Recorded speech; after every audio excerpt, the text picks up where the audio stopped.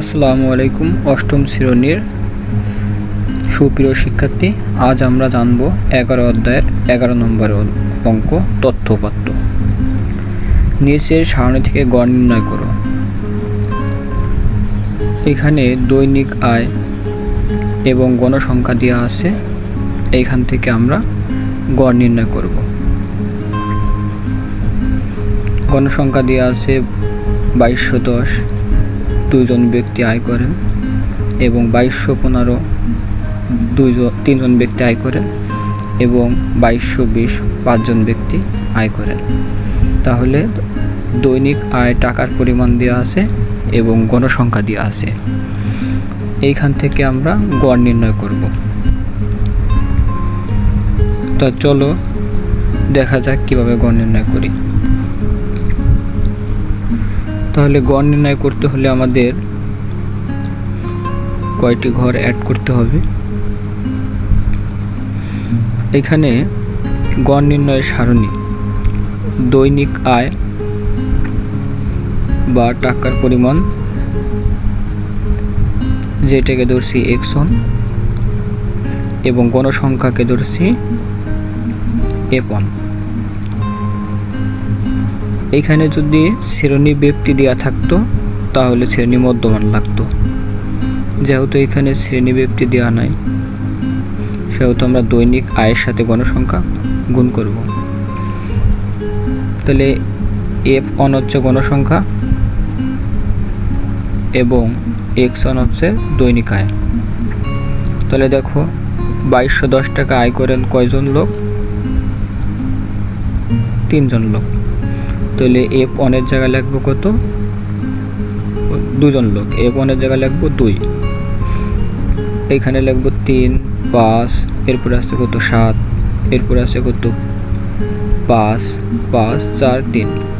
তাহলে দেখো 5, 5, 4, 3। তাহলে মোট গণসংখ্যা তুললাম সিরিয়াল অনুযায়ী। হ্যাঁ,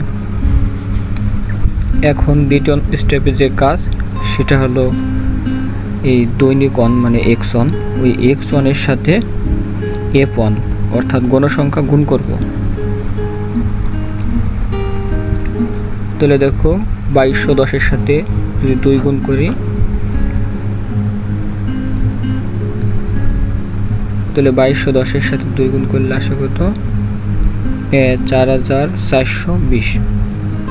আবার দেখো 2215 এর সাথে এখন 3 গুণ করব, 3 গুণ করলে আসে 6645। এরপরে আছে 2220, 2220 এর সাথে 5 গুণ করলে আসে 1115। এরপর আছে 2225, 2225 এর সাথে 7 গুণন করব, 7 গুণন করলে আসে 15575। এরপরে আসে 2230 এর সাথে 6 গুণ করলাম, এরপরে 2235 এর সাথে 5 গুণ করব। তা 2235 এর সাথে 5 গুণ করলে আসে 11175। এরপরে 2240 এর সাথে 5 গুণ করলে আসে 11200। এরপরে 2245 এর সাথে 4 গুণ করলে আসে 89000, না আসে হলো 8980। এরপরে 2250 এর সাথে 3 গুণ করব, 3 গুণ করলে 6750। এখন দেখো আমরা যে f1 আর x1 মানে প্রথমটার সাথে প্রথম গণসংখ্যা গুণ করলে এটা পাই, এরপরে দ্বিতীয়টার সাথে দ্বিতীয় গণসংখ্যা গুণ করলে এটা আসে, এরপরে তৃতীয়টার সাথে তৃতীয় গণসংখ্যা গুণ করলে এটা আসে, চতুর্থের সাথে চতুর্থটা গুণ করলে এটা আসে। অর্থাৎ এইটার সাথে এটা মানে গণসংখ্যা x1 যেটা x1 এর সাথে f1 গুণ করবো, জাস্ট গুণ করলে পরে দেখো এই রেজাল্ট পাবা। এরপরে আমাদের যে কাজ করতে হবে সেটা হলো তোমার মোট গণসংখ্যা কত এটা বের করতে হবে, এবং f1 এ মানে fi xi এটা যোগ করতে হবে। তাহলে দেখো fi xi যোগ করলে এখন সামেশন fi xi অর্থাৎ fi xi যোগ সামেশন মানে যোগ।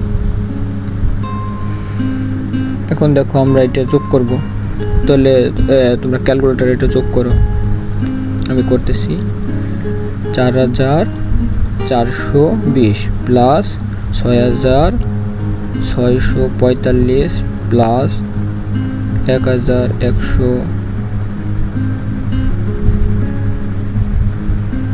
প্লাস, আচ্ছা দেখো এটা যোগ করতেছি, হ্যাঁ তোমরা যোগ করো।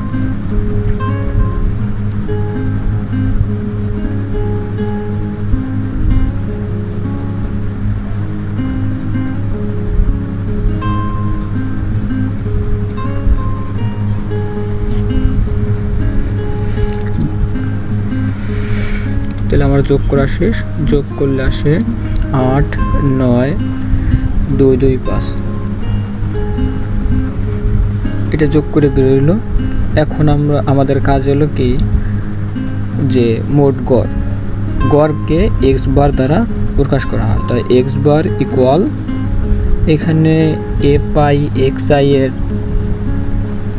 সমষ্টি বা summation F I x I লিখলে হবে, বা হলো এন। এখন এন জিনিসটা কি, এন হলো মোট গণসংখ্যা। এটা দেখো মোট গণসংখ্যা আমাদের যোগ করতে হবে 2 আর 3 5 আসছে 9 আর 7, মানে এইভাবে যোগ করবা। তাহলে ধরো মোট গণসংখ্যা আমাদের 2 থেকে শুরু করে যোগ করলে পরা আসে হলো 40। তাহলে মোট গণসংখ্যা কত, 40।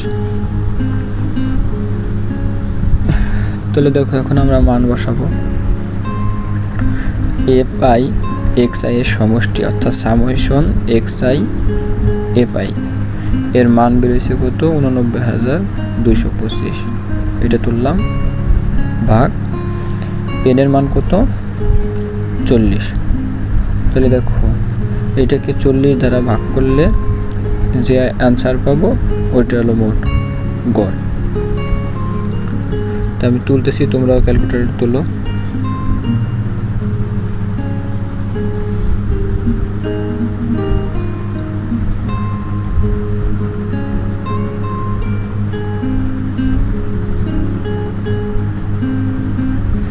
হ্যাঁ দেখো আমি ক্যালকুলেটর করলাম।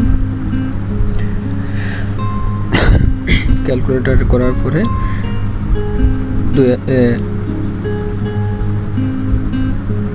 হ্যাঁ এই যে ক্যালকুলেটর করলাম। ক্যালকুলেটর করার পরে দেখো আমাদের পয়েন্ট আসছে, তাই না, 0.625। এইখানে আমরা জানি যে 5, ওই 5 থেকে 9 এর ভিতরে সংখ্যা হলে পরা পূর্বের সংখ্যার সাথে 1 যোগ করতে হয়। তাহলে দেখো 5 আছে, তার মানে এখানে কত লিখতে পারি আমরা, 1 যোগ করলে 2 আর 1 কত হবে, 3, 63 লিখতে পারি। তাহলে 2230.63 প্রায়, এটা হলো মোট গড়। এখন লিখবো নির্ণয় গড়। নির্ণয় গড় পেলাম কত, 2230।